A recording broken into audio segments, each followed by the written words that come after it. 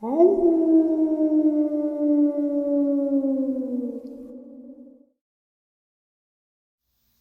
greetings and salutations, everyone. I hope everyone is doing well today. It is Saturday, and I am looking forward to our live stream at midnight, 12 a.m. Eastern Standard Time, Saturday Nightmares, live from New York. I hope to see you all there. If you're new to the channel and haven't participated or hung out with us on Saturday night, it is a lot of fun. A lot of experiences get shared, and we just really hang out like a family and friends. So I hope to see you there. But I've got some experiences I'd like to share with you now. Before we get into them, a couple links.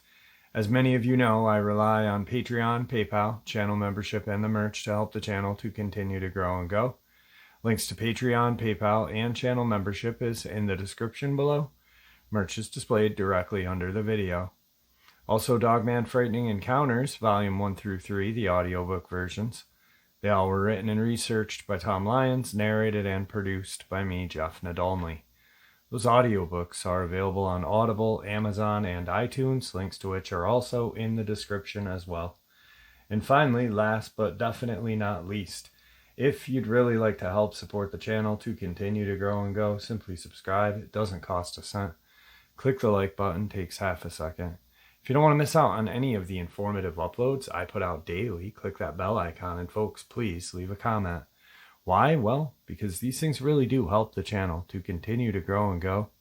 And folks, they definitely do matter. Now, everyone, I have taken far too much of your time.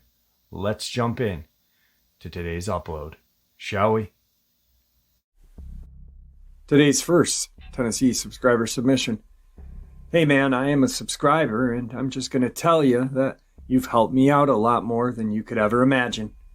I honestly had no idea these things existed. I believed in Bigfoot, but not Dogman until last year, the beginning of winter. My buddy has a piece of land that butts up to a 10,000-acre park. It's called East Farm or East Fork, and it's in Jamestown, Tennessee. Here locally, it's known as L.B.L. Me and my best friend Seth have hunted this place so many times I could not even begin to tell you. It's one of those places that makes you feel like someone is watching you all the time. It's a very unsettling place. Back before the 1900s, there was a lot of witches and black magic type junk. The road going down to this place is a steep decline down a mountain, and about 3/4 of the way down it takes a left and you cross a really narrow bridge that leads you to a gravel road that goes back into the woods at least 5 miles. Back in the early 70s, a guy hung himself on that bridge. Back before Dogman or werewolf happened, just that alone gave me the uneasy feeling. Eventually, I got over it. Me and my buddy got comfortable enough with the place that we'd walk around at night with nothing but a headlamp on the dimmest setting because we didn't want to scare the animals. We were always both armed when we got there. I'd usually take my AR-15 and my friend had an AR-10 with a night vision scope. We really started carrying these guns after that winter evening. It was probably 3:30, maybe 4. I was in my buddy's truck with the window up, and my buddy was standing pretty much right there in the driver's side door. I mean, he had one leg out of the vehicle and one in. We had a tag along this day. His name was Dylan. He drove his own vehicle down because he wanted to bring his four-wheeler. We were sitting by a cabin, which is on my friend's property, built in the early 1900s. You can really tell how old it is when you walk in, and the doorway is only about 6 foot tall. I don't know how many times I've hit my dang head on that thing. Anyway, myself and Seth were just sitting there watching Dylan trying to start his four-wheeler. He probably cranked it 3 or 4 times, and it just wasn't having it. I guess where it was a cold winter evening, it was probably 35 degrees. The time it finally started up right before it died, I kid you not, that if I had to guess, it was a half a mile away and sounded like it was right beside us. It sounded just like a werewolf would sound, like in a movie. Like that long, kind of sound, like a man was in there as well. It only howled once, and I would say it lasted 10, maybe 15 seconds. Seth and I just looked at each other in disbelief and couldn't really speak. Dylan didn't notice it because he was on his four-wheeler and it had finally started up. We never saw anything, but I laid my hand on the Bible and I tell you, it sounded just like a werewolf in a movie. Typing this message is literally making my stomach turn. I don't tell many people because most wouldn't believe me anyway. And that's all right, because I've offered to take anybody that hasn't believed me, and yet not one of them has come with me. I also heard this about 3 months later, first thing in the morning like daylight. I do a lot of deer hunting and hog hunting, and the Dogman, werewolf, whatever it was, when it howled at daylight kind of made me think that it was its way of showing us this was his territory. This time it was quite a bit further away. It'd say anywhere from a mile to a mile and a half. I mean, it was the same exact sound. Before all this happened, me and Seth would go down there and throw out a lot of corn, hunt 3 or 4 days out of the week. On the weekend, we'd normally hunt Saturday night for pigs, if we were going to hunt at all. We have drastically slowed down and hardly ever go to that place anymore. Actually, about 2 or 3 months ago, cops found a dead body back there by the river. That should help you know just how desolate this area is. There is no service, not even any power line, so if anything happens, a man would be pretty much screwed. Also in this area, just a couple of miles away, a man got a picture of a black panther on his game camera. I just wanted to share my experience with you, man, because you've helped me a lot. Thank you, Jeff, and I hope all is well, brother. Today's second Tennessee subscriber submission. First and foremost, I have to say that I do not care if you believe this or not. This is not a campfire tale, but a true story based on 2 encounters I had during my lifetime with a creature known as Dogman. I will not disclose the location, but I will say I've lived in Middle Tennessee since I was born in 1986. I've heard thousands of different stories and lores about this land that we have lived on and the surrounding areas. Ever since I can remember, I've been roaming and exploring the woods that surround our property since I was 8 years old, and I've only had 2 encounters with this creature. Once when I was 14, and this year, 2020, at 34. During my first encounter, I was walking with a friend. We'll refer to him as Ronnie. Ronnie was 3 years older than me at the time. I was 14, he was 17. We knew the woods surrounding the property like the back of our hands. We had been squirrel hunting for many years back there, along with just roaming and exploring. Ronnie had been telling me stories about a demon deer. I figured that he was just attempting to scare me while we were deep in the woods. Coincidentally enough, when the wind stopped blowing, we noticed there was no noise, no insects chirping, no birds tweeting, squirrels barking, just dead eerie silence. In all my experiences in the woods, this gave me a sense that we were close to a big predator. Honestly, the biggest game that could possibly be in this area was a big-ass white-tailed buck. I mean, maybe a black bear, but those are way more common in eastern Tennessee. There was an instant where Ronnie and I would hear like a woman screaming or being murdered, which we later wrote off as maybe a bobcat or something. We both started looking around to get a sense of the surrounding environment. After a few minutes of no wind and noise, the tops of the trees west of our location started to sway. As we listened, we could hear this whoosh, whoosh, every time this thing jumped from one tree to another. The trees were swinging, groaning, popping underneath the momentum of this thing's weight as it launched itself from one to another. To be honest, I have no clue what the intentions of this thing were. I'm not sure it was trying to intimidate us, get our attention, or maybe just get a closer look, but Ronnie and I were not waiting around for this thing to jump to a tree above our heads. So we sprinted out of the thicker brush, stumbling onto the old logging road.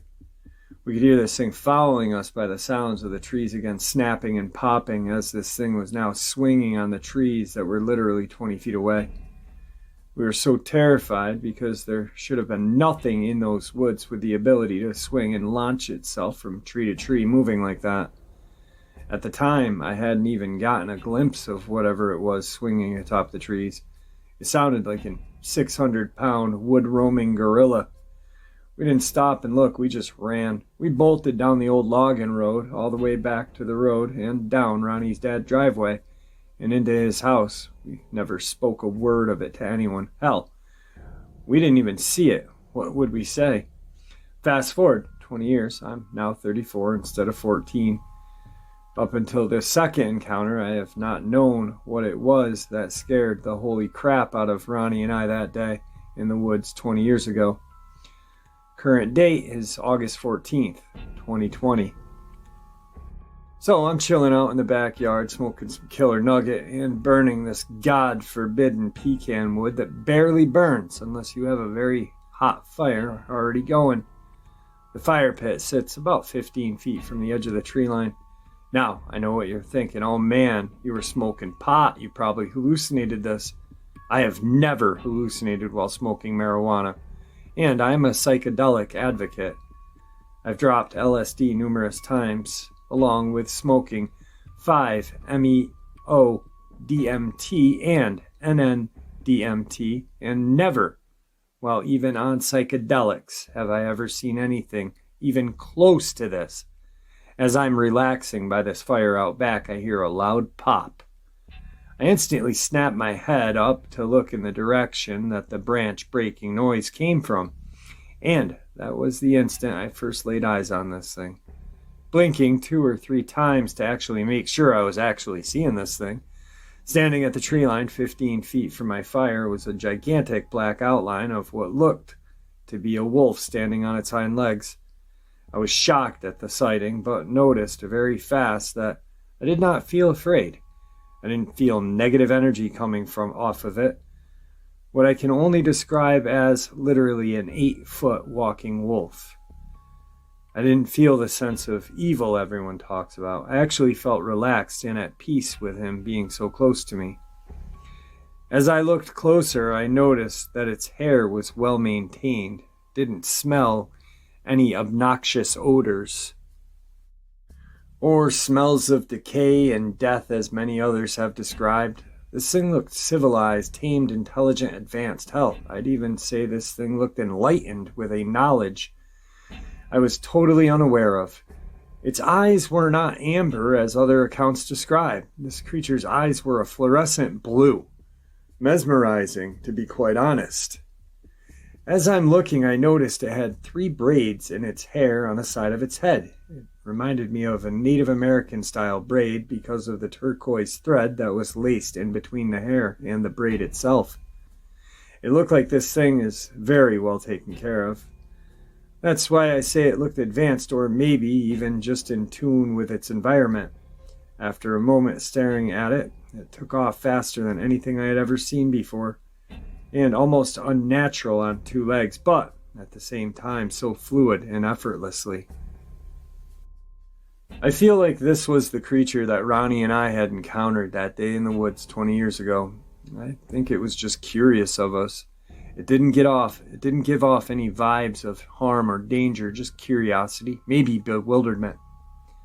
I have looked at the woods, and the world, for that matter, very differently since that August. Today's third Tennessee subscriber submission. Hey Jeff, longtime subscriber, but never sent my encounter in. Not out of fear of what people think, I just can be lazy at times. But my encounter happened when I was younger, around 2006. I grew up in East Tennessee, around an hour east of Knoxville. I grew up target shooting and hunting in the woods behind my grandparents' place. Where we lived was in the foothill of the Appalachian Mountains. The place I hunted was a good friend of the family's farmland.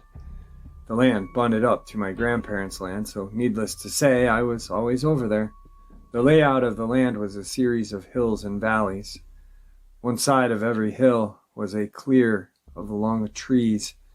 along with a valley on the other side of hills was mixed with hardwoods and cedar trees. So my encounter was one day late winter. I decided to go squirrel hunting, just getting out with my dog. My dog was just a black and tan hound mix with who knows what, as I picked her up as a stray.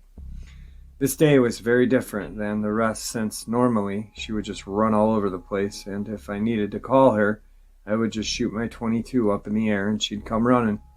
This time, she wouldn't get more than 3 feet away from me before stopping and making sure I was still there.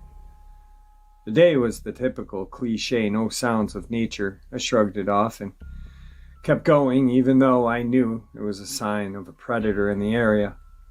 I walked up one hill parallel the tree line, about 5 to 8 feet off.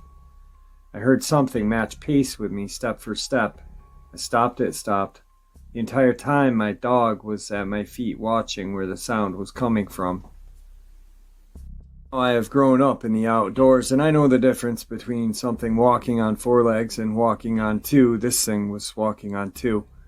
But it was in the cedar thicket, so I couldn't see anything past the tree line. I continued up the hill, listening to this thing more or less stalk me until I got past the cedar thicket. When it stopped, I walked further up and then down into the woods to see if I could get a look over and see anything.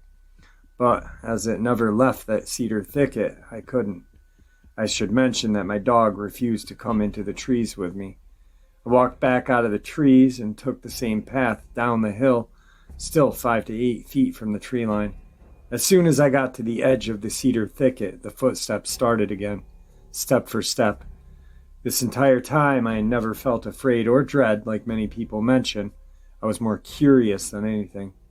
I wanted to know what this thing was stalking me. As I reached the edge of the thicket, there was about 10 yards of open ground, then a 5-strand barbed wire fence that separated our land to their land. As I reached the end of the tree line, the creature let out a deep guttural growl that I felt. I instinctively turned to face where it had come from and backed up until I was against the fence. The creature never came out of the wood line and into the view, so I never actually saw it, but I know what bears sound like as well as wild dog and coyotes, and this was neither of them. That deep sound and the length of time that growl happened, its lungs had to be huge to hold a growl that long. As I hit the fence, the only thing I could think was, all I have is a single-shot bolt-action .22 and 10 yards to place it. I might as well have a club. I stood waiting for the worst thing to happen to my dog and myself. My dog was standing her ground right next to me. She must have picked up on my body language, and she knew I wasn't going to run. I was going to make a stand. After what seemed like an eternity, probably close to 3 minutes, I heard the creature walk away. I was wasting no time to hop the fence and return home. I told no one about this, since I knew they would forbid me from going back hunting there ever again. The next day I did go back, but this time with a short-barreled Remington 1100 12-gauge, loaded with buckshot and slugs. When I reached the spot I had walked, I found a kill site of what had to have been more than one rabbit. I knew it was rabbit from the fur and bone I found. There weren't there that day when I was there. Today's 4th subscriber submission. I'm a wife of someone who had an experience with something at one of the worst possible times in his life. It was April of 1994. We had just come out of a terrible winter. We had the worst ice storm earlier that year that caused such damage and power outages in our area. Needless to say, by the time April had got here, my husband went fishing with a buddy in a small creek that leads to a small river. Always good fishing there. My husband's dad was a commercial fisherman, and this was one of his favorite spots to drop his nets. Anyway, the guys fished until mid-afternoon, and after running the battery down on the trolling motor, they headed back to the truck. Well, when they arrived, who would be there waiting on them but my husband's dad? His dad had been waiting to go fishing ever since the weather warmed up, but during the ice storm he had fallen and broken his hip while tending to the cows. He had told my husband on several occasions, "Let's go fish," but for whatever reason my husband couldn't go. Well, my husband knew what his dad was wanting when they pulled up. He wanted to fish. He told them that the battery was dead. It didn't matter. He wanted to take our old boat down the creek, and he said it'd be okay. No matter what my husband said, trying to talk him out of going, his dad was going. So my husband let him take the boat. You don't refuse a man like his dad. So my husband and his friend left and came back home. Fast forward to 9:30 p.m., we got a call from my husband's mom. Dad hadn't come home yet. He jumps up and heads back to where he left his dad beside the creek. He called his buddy that had been fishing with him earlier that day, and they both went to get Dad. When they got to the creek, the boat was not there. Everything was as when they left. They started walking down the edge of the creek yelling for their dad. They went a mile to the mouth of the creek where it dumps into the river. It was pitch black, and the flashlights only reached a short distance when they heard a buzzing sound like an insect, but not like any insect they had ever heard before. They stopped and yelled for Pa again. Then they saw on the other side of the river 2 sets of very large red almond-shaped eyes. At first, my husband thought they were deer. Standing and watching, when they flashed their lights toward the creek, they saw the boat on the far side of the creek. This might be confusing, but the creek meets the small river like a T. The eyes were on the right top of the T, and the boat was on the left bottom side of the T. The creek was too deep to wade across, and my husband didn't swim well, so they ran back up to the road by the truck and crossed the bridge and ran back down to where the boat was. When they got there, the eyes were still on the other side of the river. There floating by the boat was his dad. They jumped into the boat and pulled him in, but he had already passed away. They tried CPR, but he was long gone.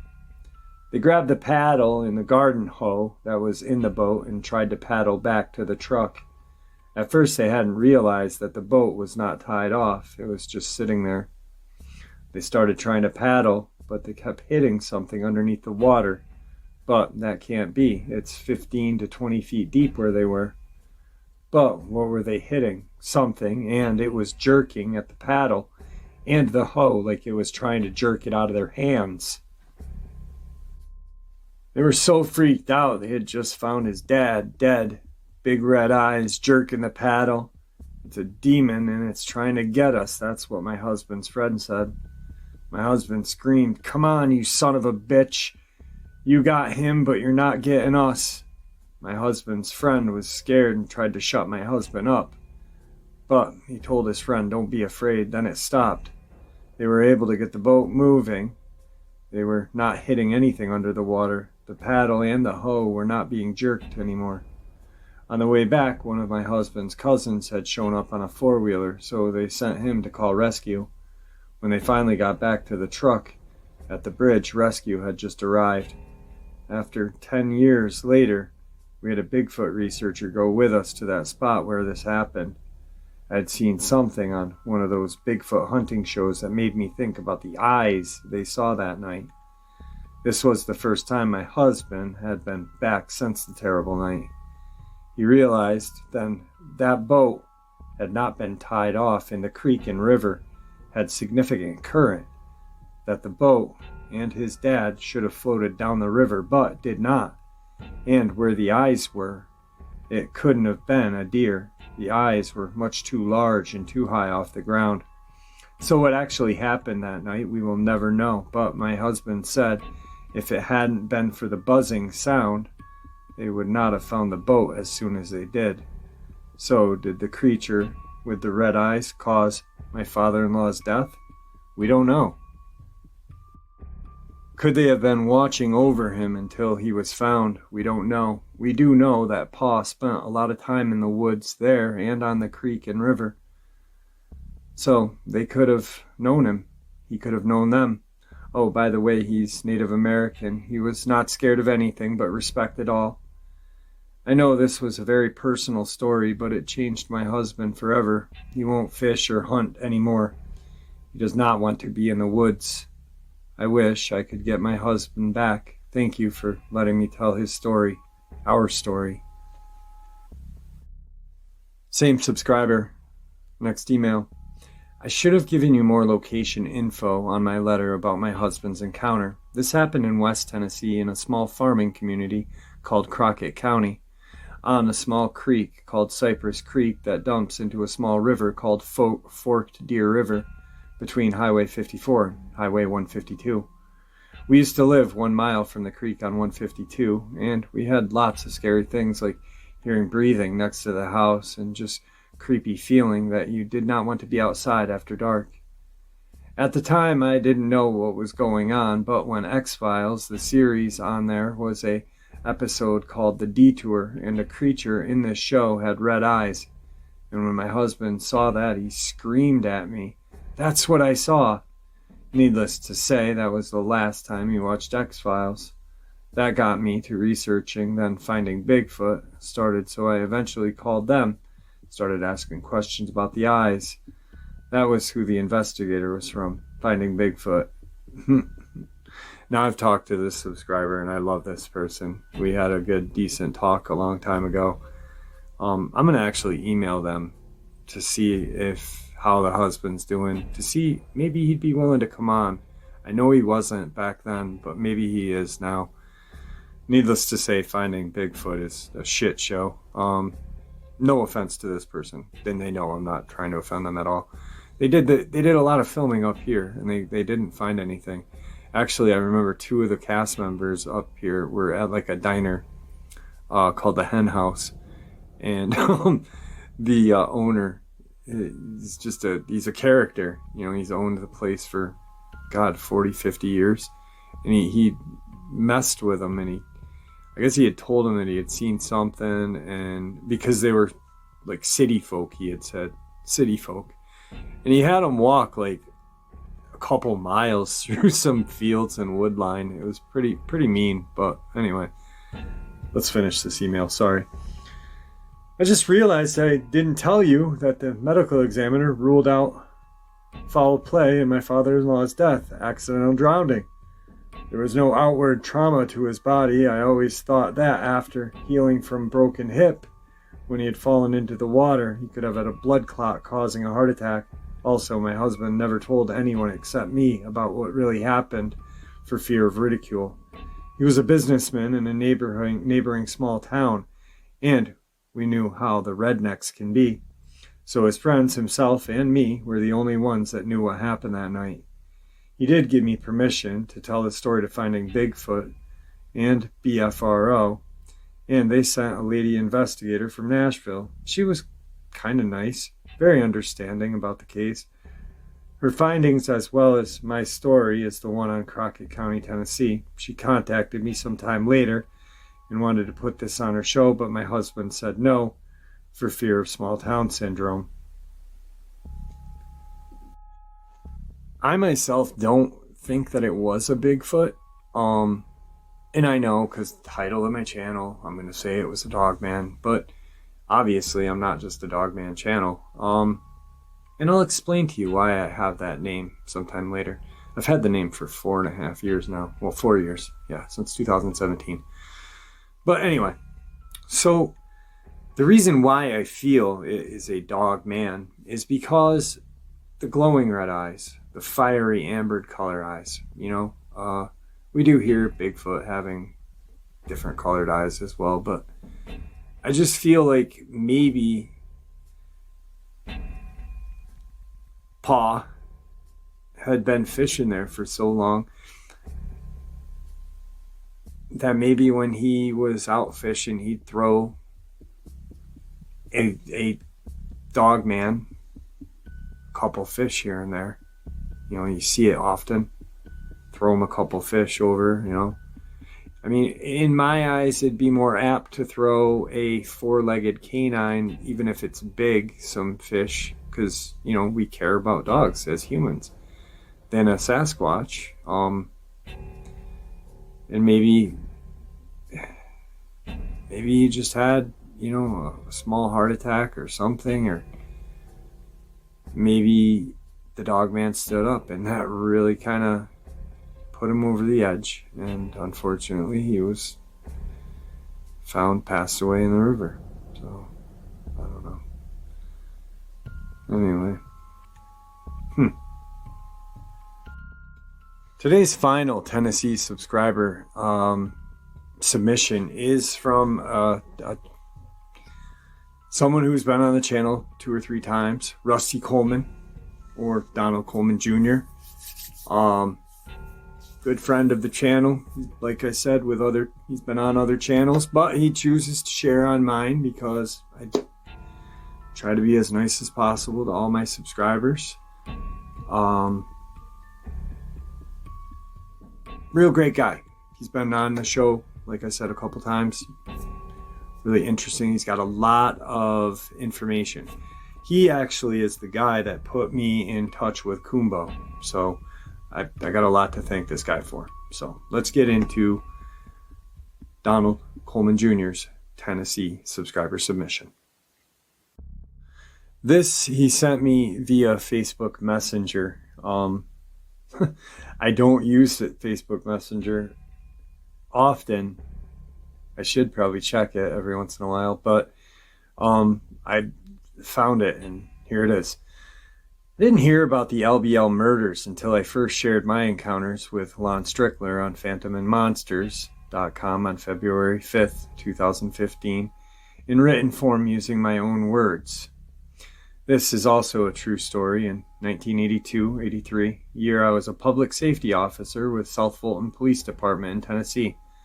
The local liquor taverns were exactly like front half in Kentucky and the other half in Tennessee, the rear section. And when local law enforcement did nightly checks, Fulton City and South Fulton did the checks together. Our state line authorities backed each other up through thick and thin. Now, one weekend night in December 1982, our dispatcher went home at 1 in the morning, so I took her place from 1 a.m. until 3 a.m. Usually, I spent that 2 hours looking through the city code books of law, see what existing laws were still enforceable and haven't been repealed. Phone rings at 1:30 in the morning. A woman cries out to me that her home was under siege by criminals, 2 criminals holding her and her daughter and her boyfriend hostage against their will. She barely escaped capture and was hiding under her bed when she called my local department. So I asked her 1020 location. She advised me on the northeast corner of Albion County, Tennessee, next to Weakley County, Tennessee, and next to Kentucky state line.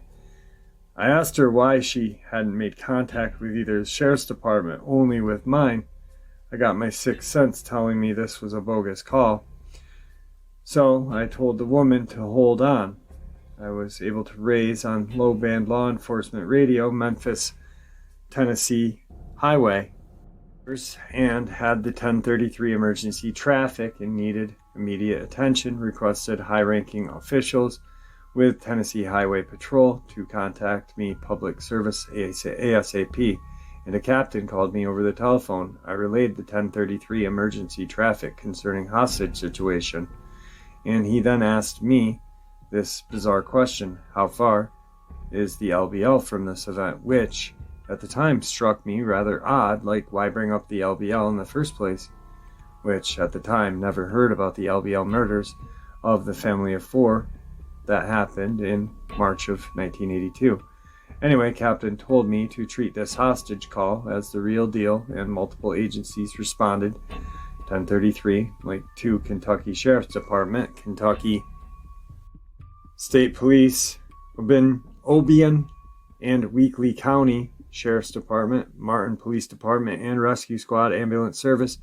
And I was later proved my 6th sense was proven accurate, as a woman takes an original Home Alone episode before the creation of 911. That stunt cost her 11 to 29 days in the county incarceration.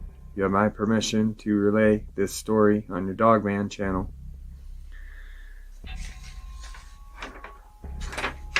Okay, and then I have one of his encounters that he shared, but I'm just going to share the paper version first, and then I'll go off the top of my head quick. My pet peeve belongs to game wardens in Tennessee, Alabama, Mississippi, and Kentucky. No matter whose boat I am in, whether as a passenger or driver, our boat will get pulled over every time. It's like I'm jinxed. Cursed like in the movie Uncle Buck. He always referred to his beaver hat as people getting angry seeing me wear this hat, in case it was my flaming red hair and freckles that brought out the anger toward me from state game wardens without fail every single time. And I'm scheduled to be driving my cousin's deck boat on the Lake Pickwick, August 22nd, 2020. We shall see if the jinx can be broken this time. I go with cousin Scott Edwards, who has a lakeside cabin on Lake Pickwick in Burton Branch in southern Hardin County, Tennessee. We would do multiple state long-distance river journeys all over Middle America, daily mileage in the restored 68-19-foot winter fiberglass tri-hull. He has it for like a pop-up camper, 2 side curtains and a mosquito netting, and boat seats fold down to make single beds. We also have a propane burner to cook meals on. Anyway, we lock through Pickwick Dam, heading first towards New Johnsonville, Tennessee, 105 miles ahead to spend the night at cousin Laura Wood's residence and docked Scott's boat at Pebble Island Marina. After AM breakfast, we got underway, heading toward Lake Barclay State Resort Park and land between the lakes. That was 200 miles upriver. We arrived at 4:30 p.m. And a Kentucky game warden checked out boat registration and our safety equipment and asked, "Where is your fishing gear or hunting guns?" I replied, "Sir, we are only sightseeing and taking wildlife photos and enjoying Mid-America's river system." So he rechecked our boat again, looking for illegal contraband, and found nothing. And now I am really pissed off at his bully lawman static. And we filled up the gas tank and 5 other plastic 20-gallon handheld cans, went to the lodge to check in, went to our room, took a nap, got dressed to go eat at the restaurant, which has great food. Guess who I saw there eating? Game wardens, park ranger, and state police troopers sitting around 2 big tables after eating steak dinner. I changed tables and sat next to the lawman's table. As I sat quietly, I heard them talk about code names for cryptids like Sasquatch, Black Bear, and Dogman, Black Dog, and Werewolf, Black Cow. This code name is used all over the United States when lawmen are summoned to an animal disturbance call. This also includes sheriff deputies, police, and public safety officers or constables or marshals. The time, 8:45 p.m., February 2011. Same subscriber. First email, because like I said, that one was on Messenger. Along the Hardin and Wayne County, Tennessee lines from Olive Hill, U.S. Highway 64 along rural roads between Lutz and Tennessee Highway 69 south along Second Creek and Hog Wallow Road and Waterloo, Alabama, and along Waterloo and Florence Highway, 2 men in a dually pickup truck with mounted side large beam spotlights and a PA system. These men were earlier warned not to be traveling these rural back roads at night due to large packs of coyote, wolf, panther prowling alongside the rural road, as reports from the public riding in vehicles were being attacked by these creatures, and reports of livestock farms missing cattle, chicken coming up missing, deer population being suddenly thinned out. Apparently, these 2 men thought the warnings from local people is hysteria, trumped up BS, found out the hard way, and hooping and hollering all over outside the PA system most likely stirred up the warranted attack on the big dually pickup truck in odd places along these various roadways, especially near high-heel creeks and open fields in sparsely populated areas. Their truck was suddenly attacked by large German Shepherd/wolf creatures who ran along both sides of the doors, slamming themselves against the doors and spotlights turned into high beams illuminating these creatures, dark hair on the top, thick mane behind their heads, and rust-colored hair, vicious large canine teeth, amber eye shine, estimated by the two men somewhere between 175 to 225 pounds on all fours, kept up with the pickup truck of speeds of 45 to 55, and the assault episodes were in 3 different locations along these routes, which also ran along southern portion of Lake Pickwick and Lauderdale County, Alabama, toward next community. Even packs of coyotes were chasing after these two men. Yes, you can say they are believers now. As we all know, the creature of the L.B.L. is typically said to look rather like a bipedal wolf, standing around 7 feet tall, sporting clawed hands, powerful jaws, wicked teeth, and glowing red eyes, cloaked in a horribly rotten stench. The area and its surrounding region has long held dark legends and secrets from before the time of the early settlers that trickled into the western part of Kentucky. Some of the first Europeans in the region were French trappers and hunters who claimed the forest was prowled by a massive beast, half man, half wolf, which would howl in the night and leave mutilated carcasses of animals in its wake, a monstrous entity called the L.B.L. When settlers began to come to the region, they said they were being plagued by a large predator, which lurked in the shadows, killing and maiming their livestock. Witnesses saying the culprit was hairy, wolf-like beast on 2 legs, which unleashed blood-curdling howls and shrieks into the night. The sightings of the monster were still frequent throughout the beginning of the 20th century. There have seemingly been quite a lot of alleged encounters with this creature of the land between the lakes, even up into modern times. There are several more stories about this dog-like beast over in L.B.L. There were groups of Boy Scouts that had seen it, several more campers, fishermen, and boaters that have seen it from the safety of their boats, floating in some of the many bays that touched upon the shoreline. Hikers and bikers have heard its howling and seen something stalking them while on the rural trails, hiding amongst the trees and foliage. Hunters have run across deer carcasses that were brutally torn apart. In the meantime, others have come forward with their own experiences with the first instinct is to run from this fierce, elusive beast, hearing howls or coming across badly mutilated carcasses. All of them agree this was no Sasquatch. The most recent sighting was Labor Day of 2017 in the area of Lake Barkley. In August of 2010, another sighting was very descriptive. This following is an excerpt from investigators' report of the incident. Location details. Cads, Kentucky, follow 68 west heading towards land between the lakes. Turn right onto 1489 to Lake Barkley Resort and Marina. The incident took place about 2 miles up the Kentucky 1489 road and the Kentucky 68. The environment. The area of the sighting took place in a heavily wooded area along the edge of the main road, connecting Kentucky 68 to Lake Barkley Resort and Marina.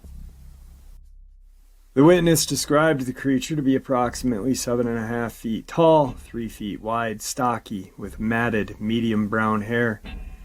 She first saw a deer break brush and run alongside her vehicle, quickly dashing in front of her van and across the road.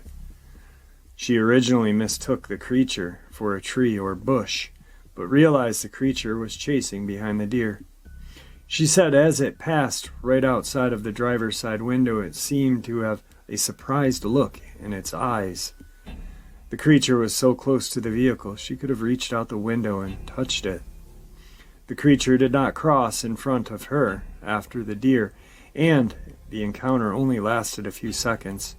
She could no longer see it as soon as it was out of her headlights. Her husband was in the vehicle, but only her son was the one to see it as well.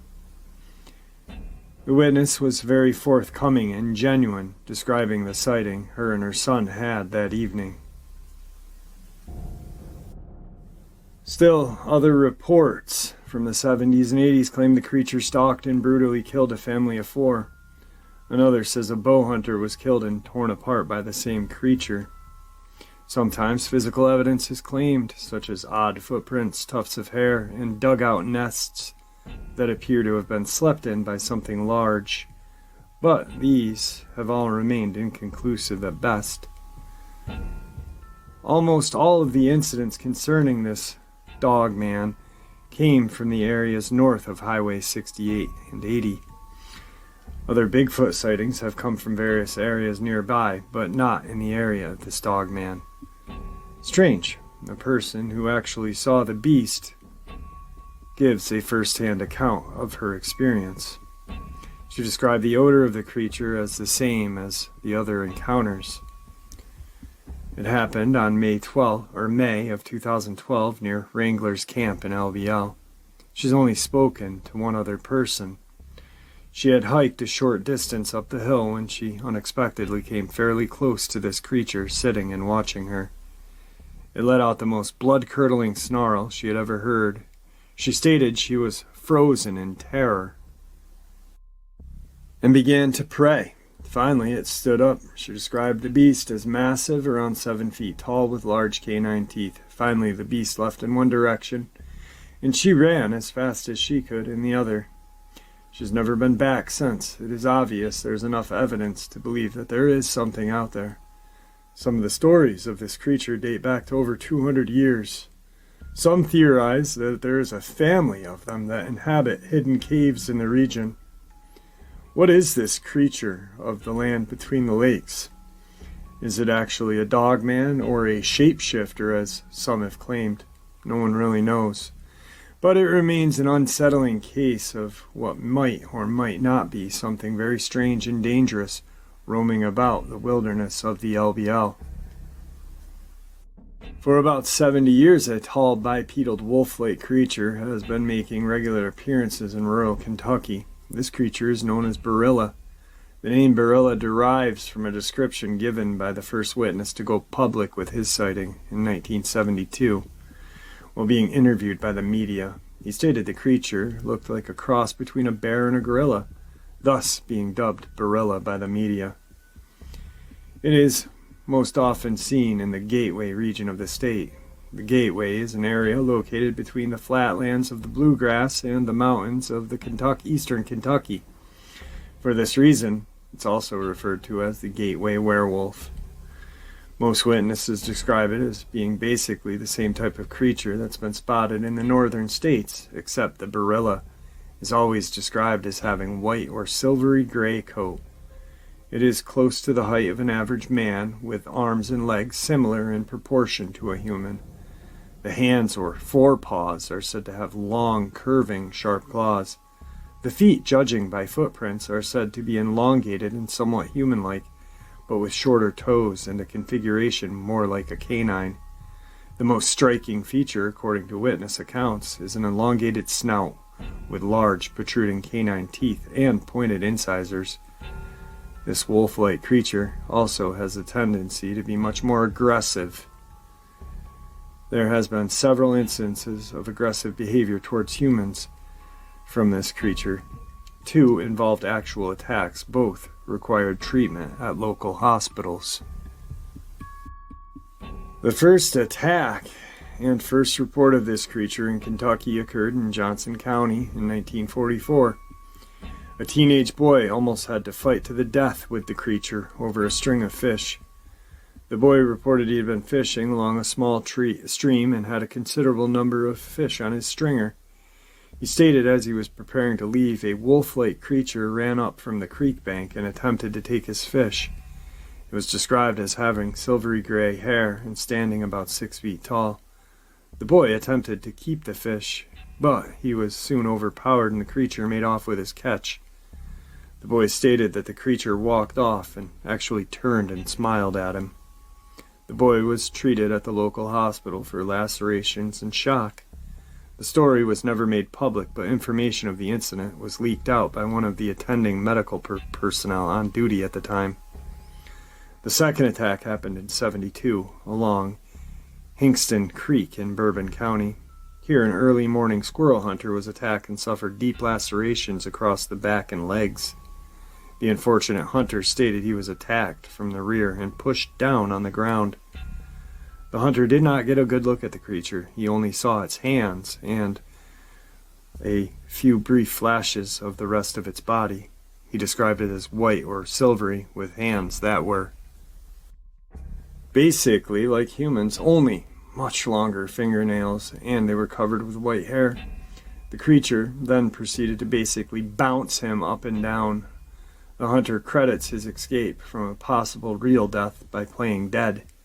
The horrified victim could not think of any possible way he could have provoked this attack. He states, "It just came out of nowhere and jumped me." This dogman-like creature also seems to have the uncanny ability to escape pursuers after the attack from the hunter. A local group of men formed an old-fashioned posse and went in search of this creature. Around dusk, the group, with the assistance of hunting dogs, seemed to have cornered the creature in an old barn. When the men and dogs attempted to enter the barn, the dogs cowered and whimpered in fear. The posse then decided to surround the barn and wait for daylight. The next morning, the dogs rushed in without showing any fear. To everyone's surprise, the barn was empty. Whatever frightened the dogs that night before was now gone. None of the hunters reported seeing anything leave the barn. The only signs anything had been in the barn were what appeared to be claw marks on the wall of the barn. It appears the creature had climbed to the top of the barn and simply vanished. Some of the last known sightings in the Gateway area occurred in '99. Near Moorhead, Kentucky, a couple observed two of these creatures standing in a clearing near Highway 60. When they attempted to photograph the unusual duo, the creatures bared their fangs and emitted low growls. Needless to say, the couple fled the area immediately. These creatures also seem to inhabit areas around Ashland, Kentucky. Like their northern counterparts, these entities seem to enjoy hanging out in cemeteries. In the '80s, the Ashland Cemetery was a hot spot for sightings of dogman-like creatures. It was often seen running between headstones and jumping the wall of the surrounding cemetery. The witnesses all commented that the creature had incredible leaping power. It was said to have taken great joy in chasing humans, and at one point cornered two lawmen sent to investigate a sighting. The startled lawmen stated the creature came within 30 feet of them and paced back and forth between the gravestones, growling. The creature eventually got bored with harassing the officers and wandered back into the cemetery. The remarkable leaping power of this beast was once again demonstrated on a lonely Greenup County back road in 2001. A couple, driving separate cars, encountered this creature running down the middle of the road toward them. Instead of going around both cars, it simply leapt over both of the cars and continued its journey down the middle of the road. The last barilla sighting occurred in eastern Kentucky in 2005. A homeowner turned on his porch light to investigate a strange noise. He was startled to observe what he first thought was a child. But after getting a better look, he decided this was no child, at least not a human one. He described it as being 3 feet tall, covered with hair, and having a dog-like face. Whatever it was made a hasty retreat when it realized that it had been discovered. So there's some interesting encounters and attacks. Now, interestingly enough, when you look up the brutal murder that happened in Knott County by the child Godsey, Barilla comes up. Google it, and Barilla will come up, or Google Barilla, and that incident will come up in Knott County. That's kind of weird. Here's another couple weird things. Now, as we all know, hunting deer is, not only beneficial for the hunters who can pack their freezer, but it is good for the environment. Otherwise, the deer will overpopulate the area, become sick, and just pretty much become a burden on the environment in the area that it's at. That's why hunting is legal and not looked down upon. But, there's still rules and regulations to follow. Well, not with the Dogman, because deer are declining at land between the lakes. Officials at L.B.L. National Recreation Area say hunters should expect more restrictive deer hunting regulations on the 170,000 acre federal property for 2016 season. Kentucky's archery deer hunters can expect more restrictive regulations for L.B.L. area of 2016-17 season. The reason: deer numbers are dwindling on the 40-mile long, 10-mile wide, heavily timbered peninsula that separates Lake Barclay and Kentucky Lake, and includes parts of Lyon and Trigg County in Kentucky and Stewart County in Tennessee, according to L.B.L. Wildlife Program Manager Steve Bloomer. "We have seen a decline in deer numbers," said Bloomer, "especially on the Kentucky side. A major change for Kentucky hunters will be the elimination of bonus deer, with the exception of the L.B.L. youth quota hunt. All deer taken off the L.B.L. in 2016 will count toward the regular season's bag limit. Currently, L.B.L. deer are bonus deer and do not count toward the statewide bag." Which means let's say you're given 3 tags to hunt with, and you go to L.B.L. after your 3 tags are done, you can hunt and bring back deer. Because the population was so high at one point. And now it's dwindling. But here's the reasons why they say, air quotes, it's dwindling. Neither Kentucky State Wildlife nor federal L.B.L. game officials could provide an estimate of the L.B.L. deer herd, but both Bloomer and Gabe Jenkins, deer program coordinator for Kentucky Department of Fish and Wildlife Resources, are convinced that the L.B.L. numbers are in decline. "They've seen a pretty significant population decline," noted Jenkins, "and are concerned. Suspected and known reasons for the decline are varied, according to Bloomer, but they likely include increased hunting pressure, especially from bow hunters, and lingering effects from a severe outbreak of EHD in 2007, which killed an unknown amount of deer and led to the elimination of 1 adult quota deer hunt in 2009. Bloomer said coyote predation is also taking an unknown amount of deer in L.B.L.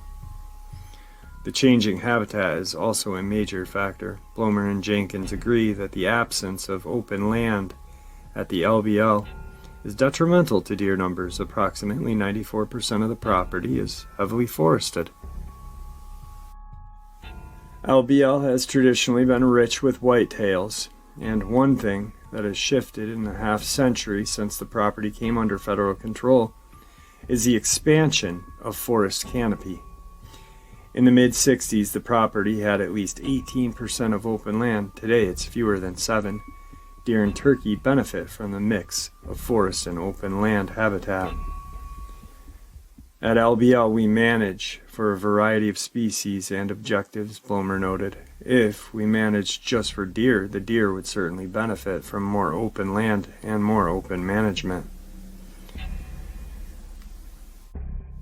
Jenkins states that the state game agency will conduct a deer health survey on L.B.L. in August. Results should be available by late this year or early 2017.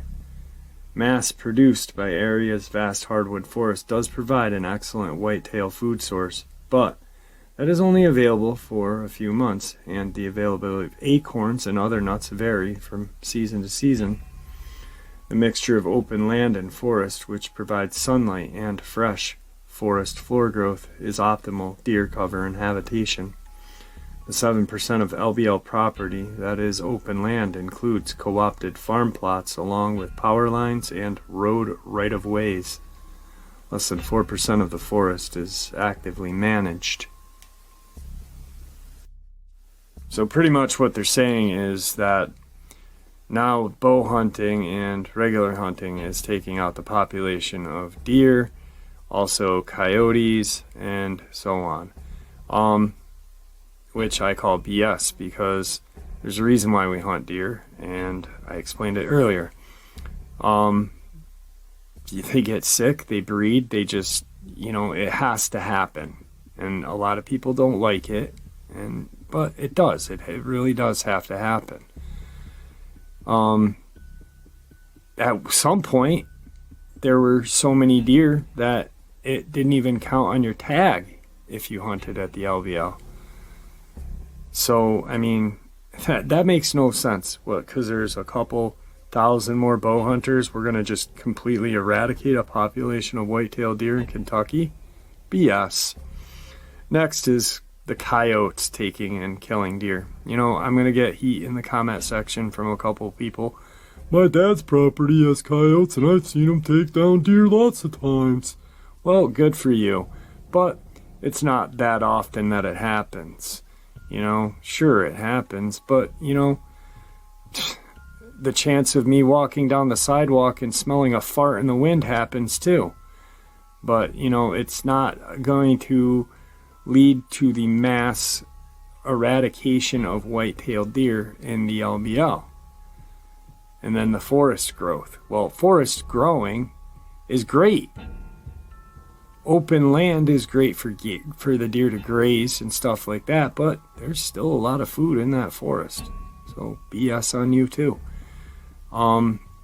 It's just another reason, right there. The reason why all of this is covered up is because of tourist money. And that's the simple deal right there, tourist money. Like I said before, I live in a tourist town. Lake George, New York, the Adirondacks. We depend on tourist money every friggin' year. When it doesn't happen like COVID last year, there was businesses that just went boom and were there for 40 years that were strictly mom and pop. Gone now. It's tourists, and tourist towns rely on the tourists. So if we had a huge population of dogmen or violent Bigfoot in the Adirondacks, you bet your bottom dollar that the government, the New York State government, would be hiding the fact that that shit was happening. Here's some other crazy stuff, guys. The countless number of deaths in L.B.L. Now, you look up L.B.L. or land between the lakes and put deaths or murders, and there's a shit ton. And missing. Check these out. This one, the first one I'm going to read to you, is the only article I could find on this guy. A Sewanee, Kentucky man was found dead following the search of the L.B.L. Robert Puryear, 46, was found dead Sunday morning by police dogs under the direction of Kentucky State Police Trooper Mike Turnbow and Beth Inman, a canine investigator with McCracken County Coroner's Office. He was pronounced dead at the scene by Lyon County Coroner Ronnie Patton. Kentucky State Police, U.S. Forest Service, and Lyon County Rescue Squad members found Puryear's pickup truck in the area during the search that extended into the evening hours of Saturday, but did not find or locate Puryear. According to the news release from the Kentucky State Police Post, in Mayfield, the search for Puryear began after family members contacted police October 14th. Puryear did not report to work and had not been seen by friends and family since the 11th. Kentucky State Police spokesperson said morning that additional information concerning the investigation into the cause of death will not be available. This happened in 2005, August 24th, this article came out. No nothing talked about an autopsy being released, no other additional information being released. Why? Why, you ask? Simple fact, cover it up. Tourist money comes in. The area succeeds. I mean, we're talking major tourist area, beautiful area.